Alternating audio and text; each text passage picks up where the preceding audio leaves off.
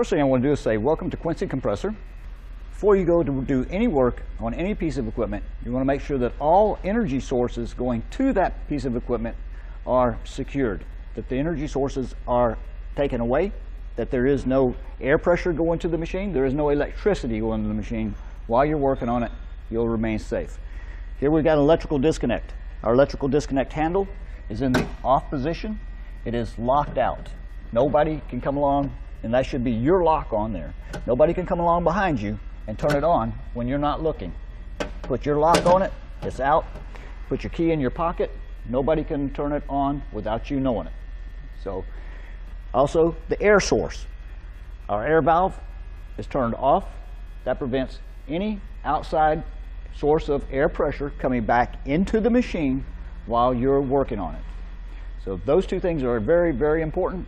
I want to see everybody go home at the end of the day safely and with all their appendages still attached.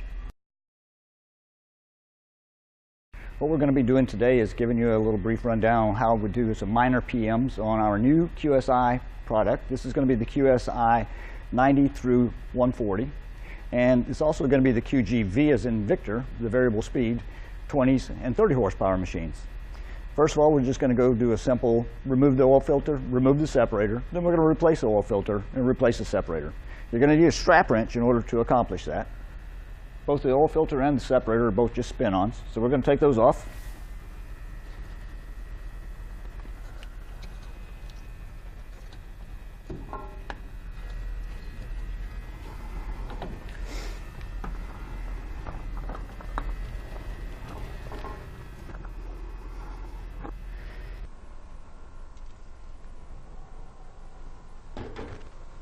And then the separator next. It's easier to get to the separator if you take the oil filter off first.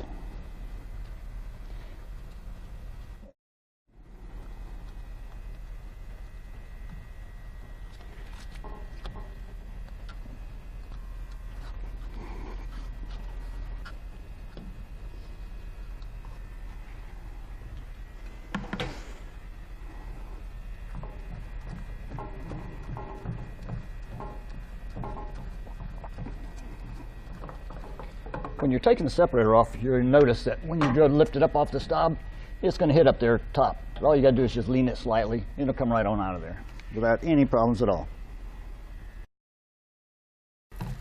On your separator, you'll notice you've got a spot where you can put the hour meter reading and the date that it was installed. You can put that on there. That way it's easy enough for anybody that comes up behind you afterwards to know just how old the separator is, and how many hours are on it, or hours of use that's on it anyway. When you go to replace this, you'll notice there's an O-ring inside. That O-ring needs to be lubed up real well because it's got to go down and seal over there. It can be kind of a little difficult to get it over there. But also make sure you put a nice film of oil on your sealing gasket. A little puddle of oil right there. Lube it up. Lube up your O-ring.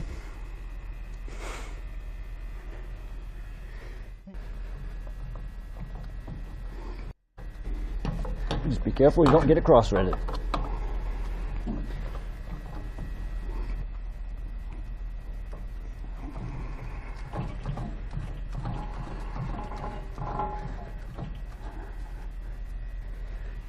Simple instructions on there.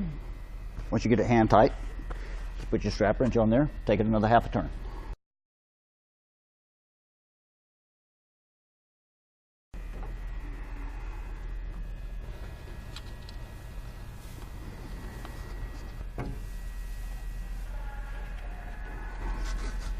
And that should be sufficiently tight. There's your hours, date of installation. Now our new oil filter, get the right one. Do the same thing with it. There's no O-ring inside the throat on the oil filter. You don't need to worry about that. Make sure you got a light film of oil across that sealing gasket. It's going to make it seal a lot better, make it a lot easier to come back apart in the future.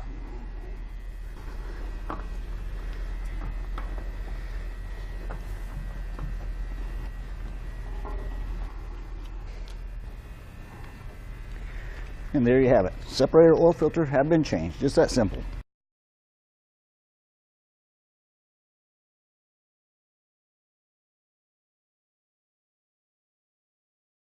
Now that we're done with the oil filter and the separator element, we're going to move around to the other side of the machine. It's time to change the air filter element out. One thing you're going to notice with the air filter is the air filter assembly will turn on the inlet valve. That does not mean there's a problem, it's just the way the thing is designed. What you're going to have to do is you're going to have to hold the inlet filter assembly with one hand while you take the cap off with the other hand. Again, it doesn't mean that there's anything wrong. That's just the way it's designed. Once you get the cap off, pull the element out, get your replacement element, line it up, stays right there. Make sure you line up this this portion of the cap with the hole in the element. Put everything back on, hold the assembly, then rotate the cap until it's locked.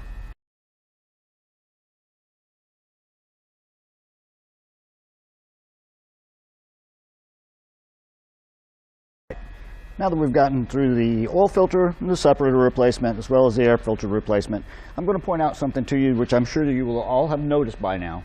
There's a big red bracket right down here. Because you are going to be out servicing the machine that you're going to be working on, that machine should have already had a startup performed on it. That red bracket and the one on the opposite side, the same as it, should not be there. Those are to be removed at the time of startup. If the one that you are servicing does still have those red brackets, then somebody missed them when they did the startup. You need to go ahead and take them out. That prevents vibration transmission between the motor, the air in, back into the frame, and make a lot of noise and vibration. Just go ahead and take them out if they are there. They should not be.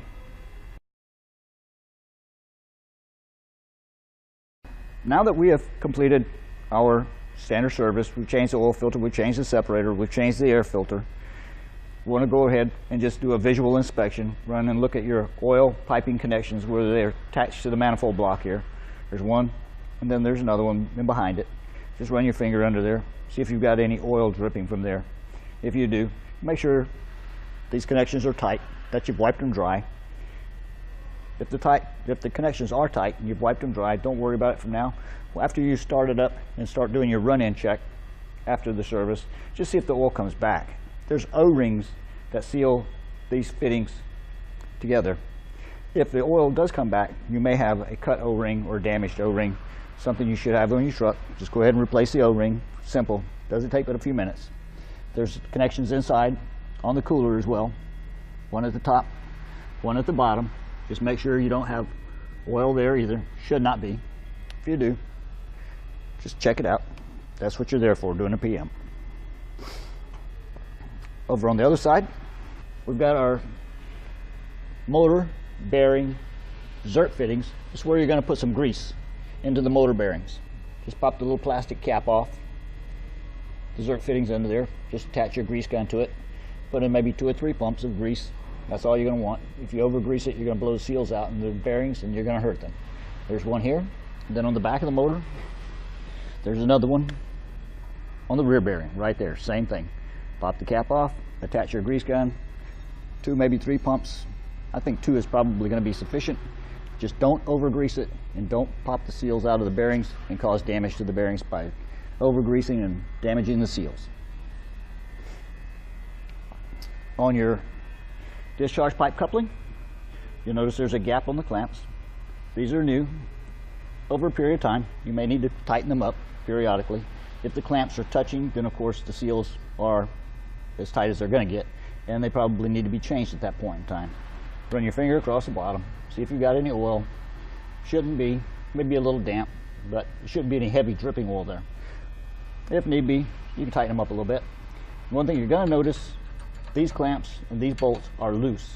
Leave them loose, do not tighten them. They are only there as a restraint. They're not there to hold anything together. They just prevent a lot of movement on that pipe. As the air in loads up, unloads, this pipe is going to try to flex, and that's got to be there to allow a little bit of movement. Do not tighten those bolts up, leave them loose. Basically, that's about all. Here we have our separator scavenge sight glass. When you've got your machine running, you should be able to see a little bit of oil flow through that sight glass. That means that the scavenge is working correctly. We have the check valve here, and the orifice is mounted up there on the separator scavenge itself. So those you may make sure they're clean. You do see the flow coming through the sight glass while the machine is running. You won't see any flow there while the machine is shut off, but only while it's running loaded.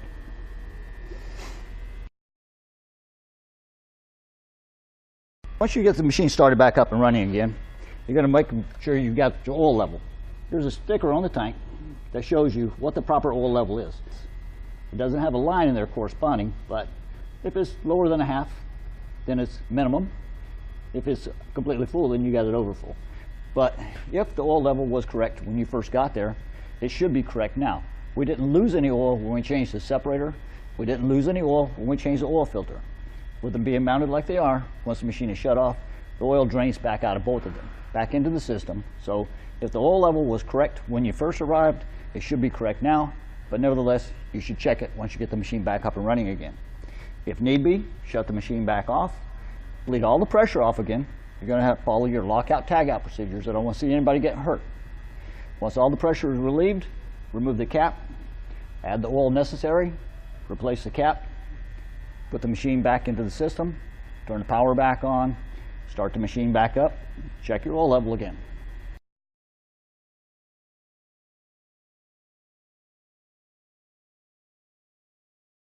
This is our drive.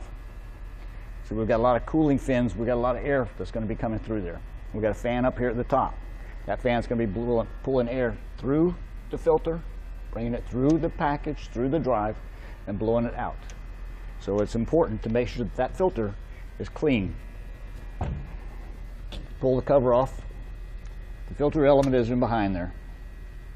Replaceable very easily, but that thing needs to be inspected and kept clean and replaced as often as necessary. Don't know what kind of specific site, problems you're going to run into.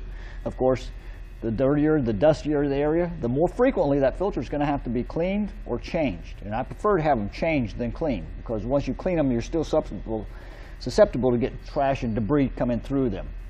But whatever you elect to do, that's up to you. But that is a very important filter that has to be maintained on a variable speed drive, because without that being clean, we're not going to get cool air to cool that drive. It's going to run hot on you. It's going to overheat. The drive's going to shut down over temperature. So this is something that needs to be checked frequently, depending upon your site-specific requirements. If you've got a real good clean site, you may not have to look at it, but maybe quarterly whenever you come to do your quarterly service. If you've got a dirty and dusty environment, and I've seen them, like in a foundry, you probably have to do it weekly, if not more often. Once you've got it, just put the face of it back on. Just line that little tab up right here at the bottom with that slot, and then just fold it forward and close it.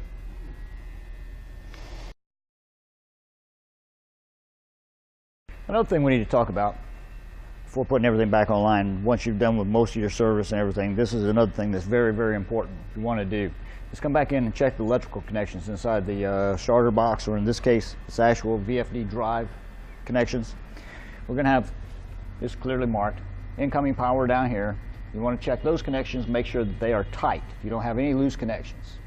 And you might want to check your little terminal connections too. While you're here, it can't hurt. Sometimes they'll work themselves loose. But the big thing is making sure that your incoming power, in this particular case, it's going to be attached right there where the big yellow sticker is set.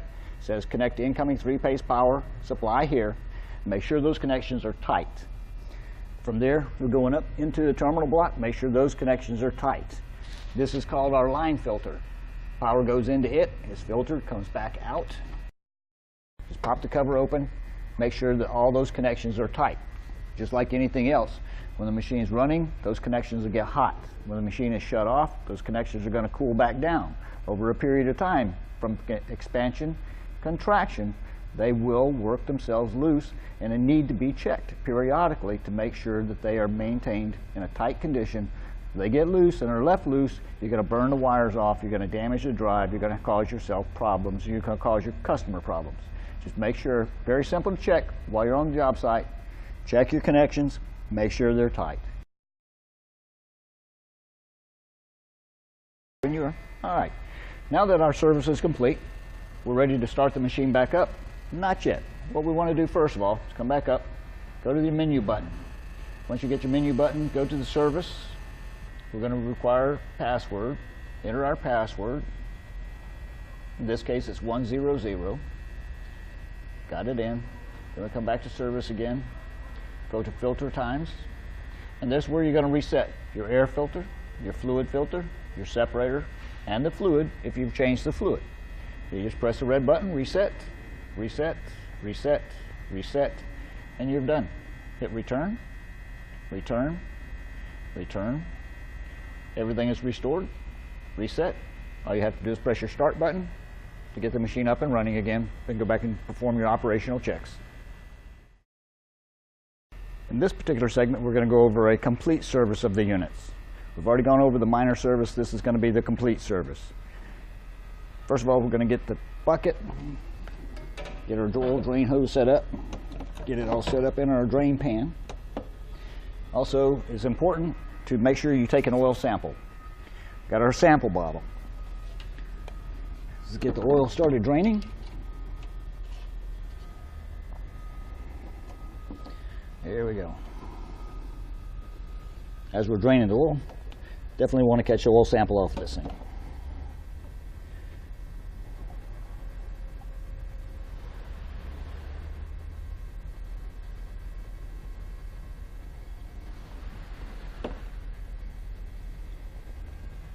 Now we'll turn that back off.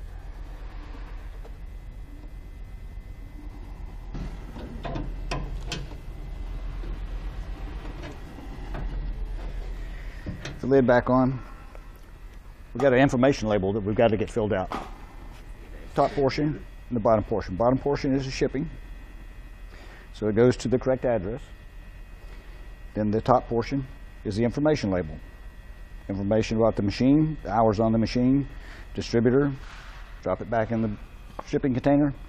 By the time you put it in the shipping container now, make sure you've got your information label wrapped around the bottle. Into the shipping container back. Again, make sure that when you put this in there, that you've got a fax number on there and who is it from, and that's who's going to receive the oil sample report. If you want your customer to get an oil sample report, put the customer's name on there, put their fax number on there. You want to get a copy of it, put a slash, put your name on there, or your company name, and put your company fax number on there.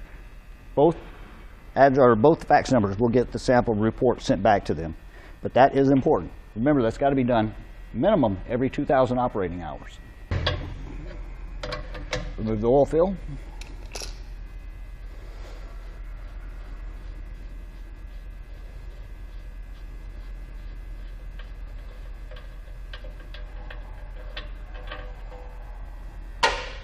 You may need to get a funnel.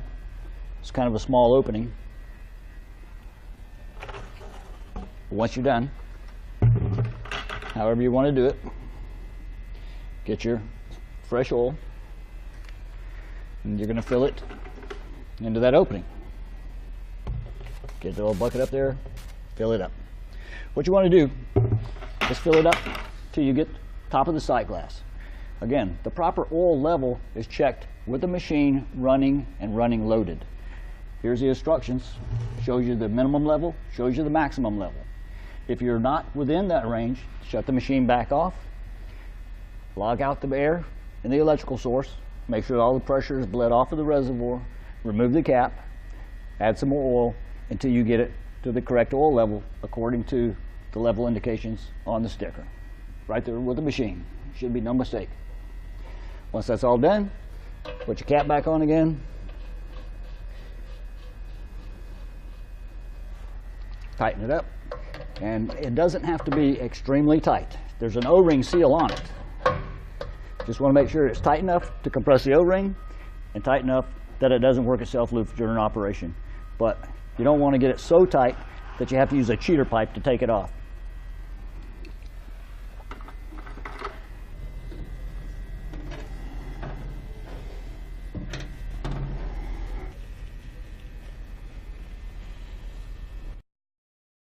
In this particular segment, we're going to be removing the inlet valve in preparations to put a repair kit in it or do an annual overhaul on the inlet valve. First of all, we're going to get the inlet filter off. Just remove that pipe clamp.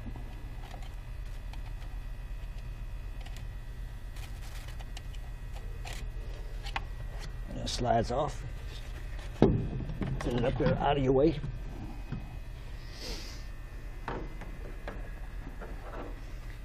We've only got one air tube that we have to take loose. And that's back around here, just below the solenoid valve.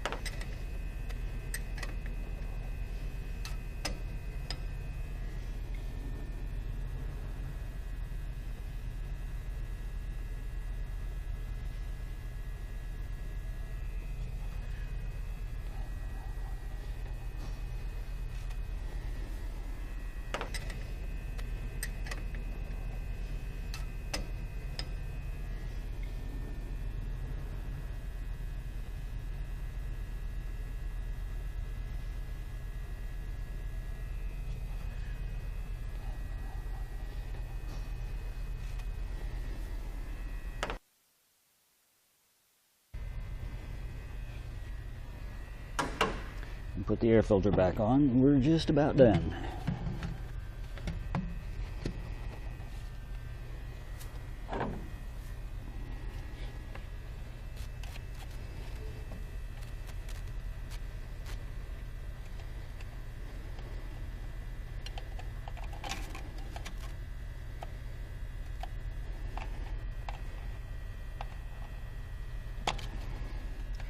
That's it. Just as simple as that.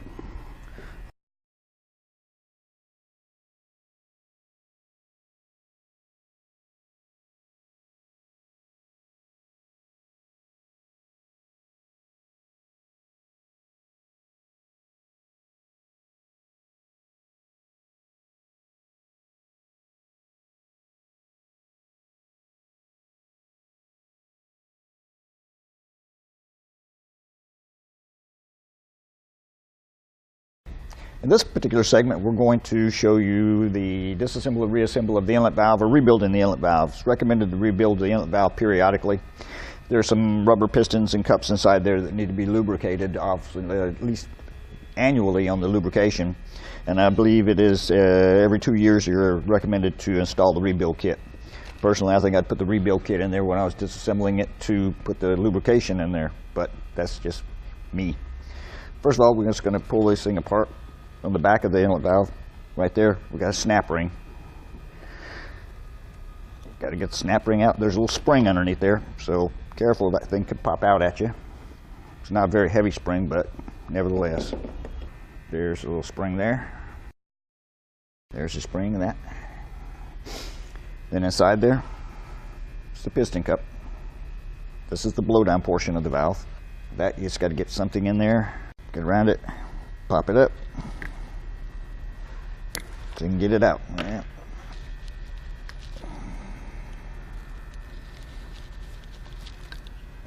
Roll it up. Get it rolled up. Grab something, just reach in there and pop it out. Done with that port. Flip it back up. Snap ring pliers again. This one has a spring, but you don't have to worry about it just yet.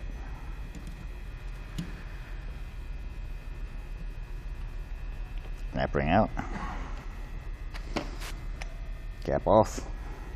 The spring I'm talking about is underneath the piston. So we've got it captured right now. It's not going to jump out at us. Just something to hold the bottom of this rod.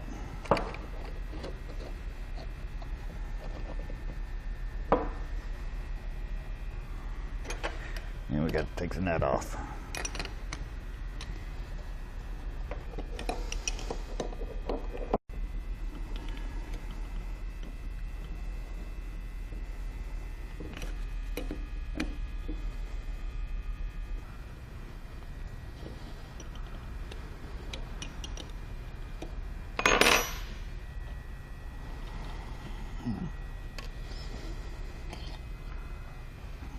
Piston, spring, there's our rod, our loader disc, and a small spring underneath it.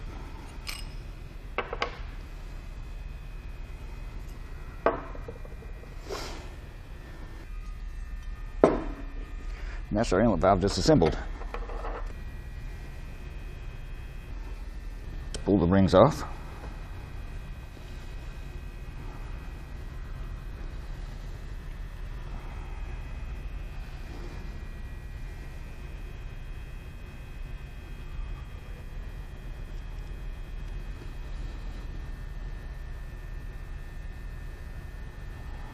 Try to do it without sticking myself in the hand.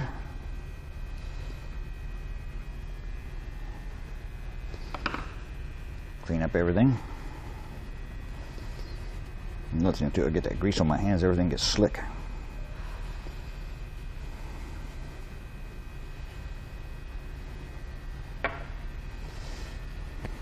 Now let's break out our parts. It comes with a tube of grease, so you don't have to worry about that.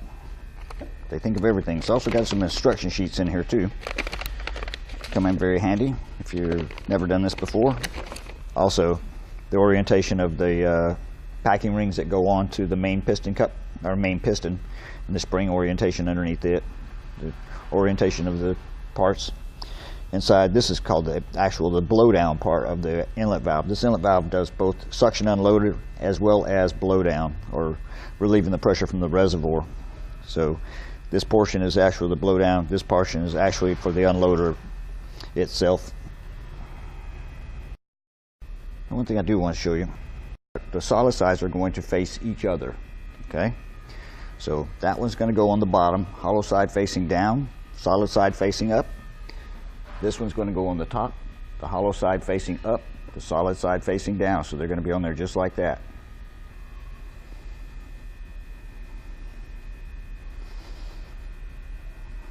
I've got the ring on there. This portion is laying in there nice and flat because I got that started first, but this one's still twisted. You can see it sticking out. So that's what I'm talking about. Just take your little flat blade screwdriver or something, not sharp. Just go and tuck it in.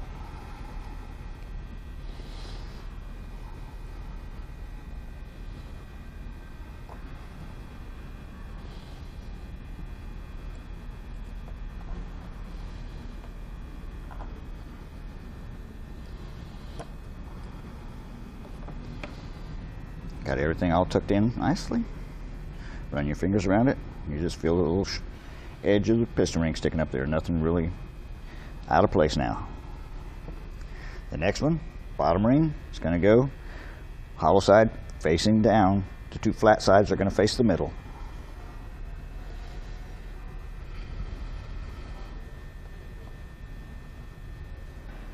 Now, all tucked back in.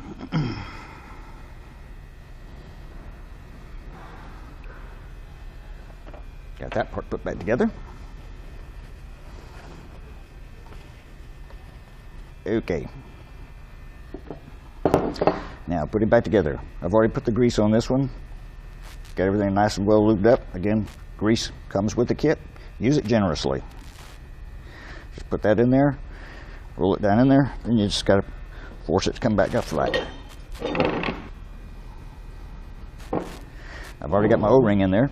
The O-ring, make sure, what I did the first time was I flipped the O-ring into the top groove, and that's when I couldn't get the cap back in because I had the O-ring in the doggone snap ring groove. It goes in the second groove down. Just make sure you put it in the second groove down, and you'll be okay. Everything goes together much smoother. Then we got a spring. We'll make sure the spring stands up. So, yeah, come on here. Stand the spring up, take our cap. Yeah, this one here. We've already got the O-ring in there. Cap goes back on, centers up the spring, pops in past the O-ring. Snap ring. Snap ring pliers are a must for this job.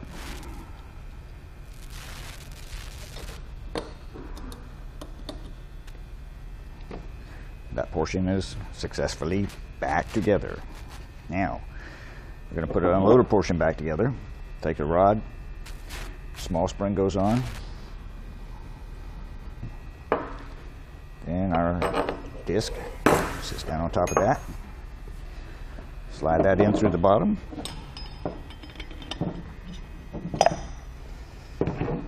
Got it.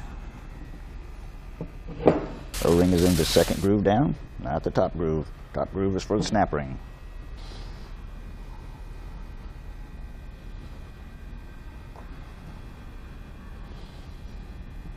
Just give it a little bit of force, push it down in place. Copper ring there and that.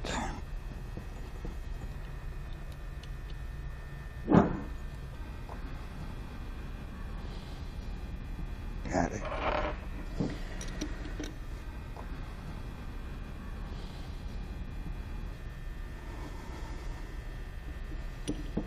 Okay.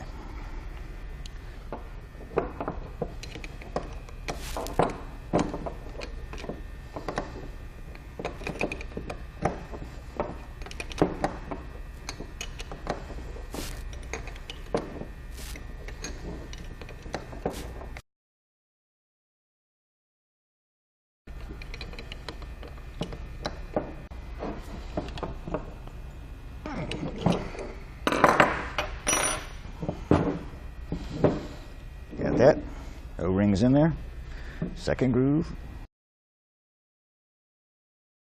cap goes back on, snap ring.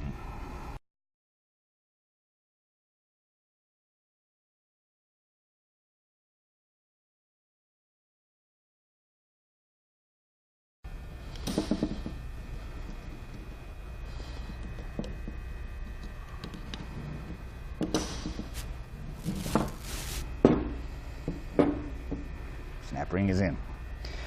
Inlet valve is once again back together, ready to be mounted on the compressor. After taking the fan assembly out, we'll show you how taking the table that the fan assembly sits on can be easily removed. Once that's done, the motor is wide open for removal if you should have to remove the motor for any reason.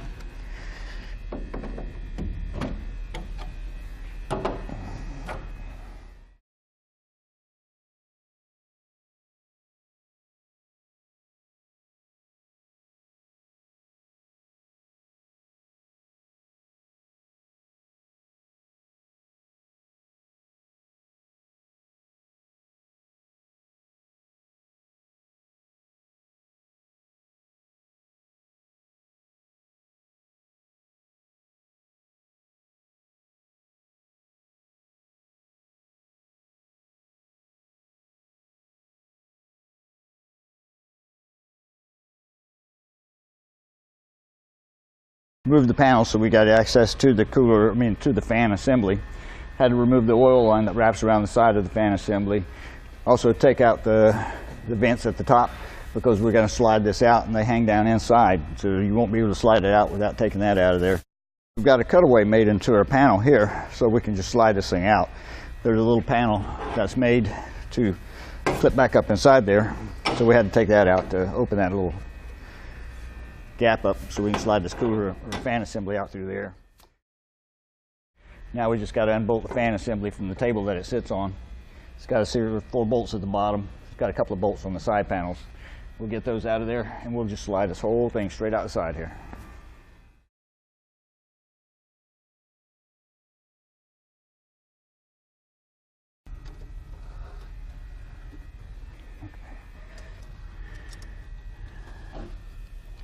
As you're taking your fan motor leads loose, there's 6 leads oriented from top to bottom. Be sure to write down the orientation from which you took them apart. This one I came across, I've got, first one at the top was a U2, then was a W2, then the V2. Then underneath that, the next 3 was a U1, a W1, and a V1. That way when you put them back in, you'll maintain your same fan motor rotation. Just once you get everything loose, pull that out of the box. I took the whole strain relief and all.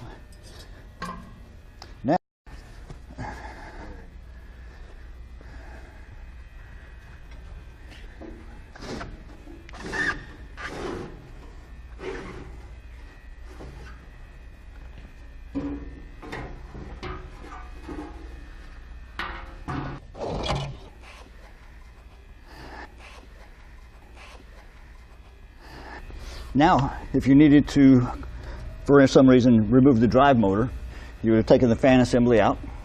All you got to do is just unbolt the 4 legs of the table. Table lifts up, comes out. Motor's easily accessible. Yeah, in summary, first thing we did when we come up to the machine, of course we had to take off the panel so we can get access to the machine. Then once we got that done, had to take the oil pipe off that comes from here, ties back into the side of the oil cooler over here. Once we got that done, then take the bolts out of the fan assembly where it's bolted down to the table. A couple of end panels on there. Then come back around. Remove your motor leads. Again, write down the orientation of your motor leads so you'll know where to put them back together. So you don't have to worry about fan motor rotation. Put everything back together, same way you took it apart.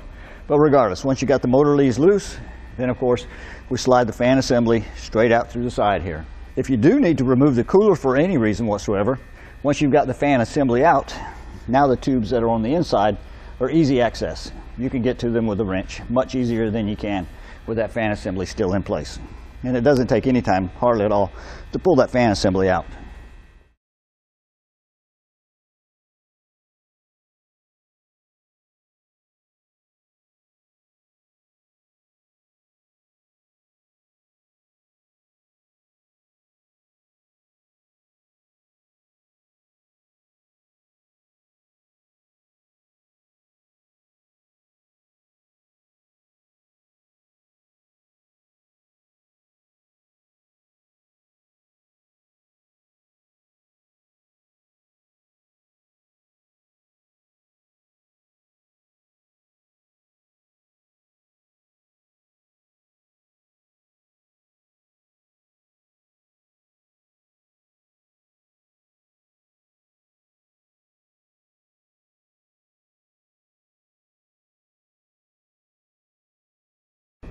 And there you have it.